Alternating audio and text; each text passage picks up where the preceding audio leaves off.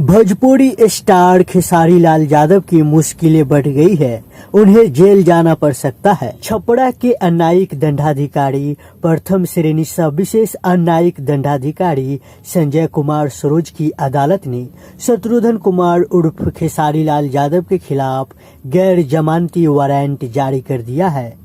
खेसारी लाल पर जमीन खरीदने के बाद रुपए नहीं देने का आरोप है। कई तारीखों में लगातार अनुपस्थित रहने के बाद अब कोर्ट ने गैर जमानती वारंट जारी किया है। इस संबंध में रसुलपुर थानाध्यक्ष प्रभाकर कुमार भारती ने मोबाइल पर संपर्क कर खेसारी लाल को सूचना दे दी है। बता दें कि 16 अगस्त 2019 को असैनी गांव निवासी मृत्युंजय नाथ पांडे ने रसुलपुर थाने में एफआईआर दर्ज कराई थी। इसमें उन्होंने खेसारी लाल पर पत्नी के नाम खरीदी गई जमीन का पैसा नहीं देने का आरोप लगाया था। एफआईआर में कहा गया है खेसारी लाल ने 7 कट्ठा 11 धुर जमीन 22,07,000 रुपए में खरीदी थी।